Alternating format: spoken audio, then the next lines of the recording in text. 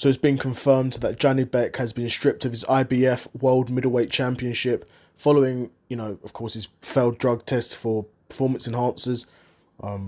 We've got to assume that at this point we've really not heard nothing from Janibek, and the sort of bans have been dished out. So we should got to assume. I mean, this is what Janibek did. He cheated, and he got caught, and he's doing his punishment. At first I think he was talking about he's gonna, clear his name and all that. And since then, we've had absolutely nothing from Janibek, and then we've had these suspensions come out. So you've either got to assume he's taking it lying down, or he's just guilty and they've got him dead to rights. But Janibek, in my opinion, is still...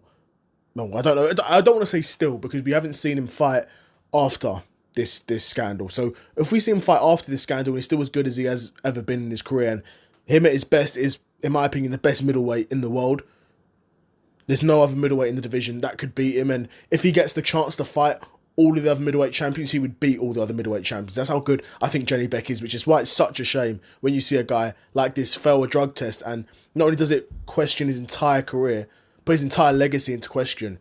It also now means that we're not going to see him fight for pretty much all of this year. He's banned until December of this year. His ban ends the start of December, but still, it's unlikely that he fights this year. Which is a shame, because he's a very talented boxer. He's a traditional Soviet-style boxer, southpaw, got power in his hands, not got an insane knockout streak, but if you've watched him fight, he throws with bad intentions, and you're definitely not walking through Janibek's punches. But I say all of this is pre-drug test now. We're going to see, is he still going to have that speed, still going to have that power? Is he still going to have that engine, that ability to go for all 12 rounds and put a pace on you like no other middleweight can? And work that jab. That awkward southpaw jab can continue to work it. I mean, we're going to see. Like a great Max Holloway once said, we're going to find out Saturday night. I guess in Janibek's case, we're going to find out in about a year's time. It's not quite going to be Saturday night, but Janibek, interestingly enough, he hasn't been stripped of the WBO world belt. He has been banned by the WBO, banned by the IBF, but only the IBF have stripped him, which is interesting. I mean, maybe the WBO aren't going to strip him yet because they've not got two guys lined up that they can mandate to fight for a vacant belt. Maybe that's the case. I know they've got two guys lined up to fight for the IBF vacant belt now that Janibek has been stripped. One of them is a British guy. I can't remember the guys' names. But two undefeated guys, one Italian, I think, and one from Britain. So potentially could have another British world champion if this fight gets mandated and purse bids go through and, terms can be agreed. But, yeah. A bit of news there around, IBF stripping Janibek. Curious to know what you guys think in the comments below. Do you think the IBF were right to strip him? I mean, I guess they are. If you fail a drug test, in my opinion, if you fail a drug test, they're well within their rights to strip you.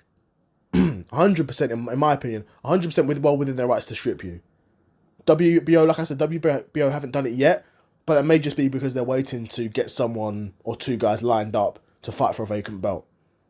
Because I guess ideally what they don't want to do is just strip someone and then have it vacant.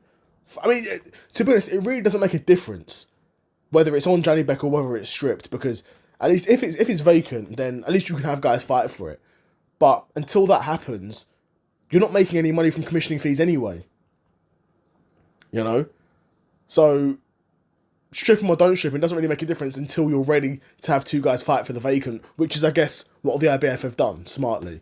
WBO still need to work out who they want to fight for it. But I'd be curious to know what you guys think in the comments below. Who do you think... Well, not who do you think, but I mean, do you think the IBF were well within their rights to do this? Or do you think they acted...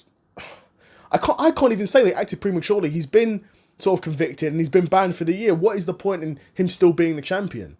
It's the right decision from the IBF here. So let me know what you guys think in the comments below. Another episode of the Seth Solo Side Quest in the bag, and I'm out. Peace.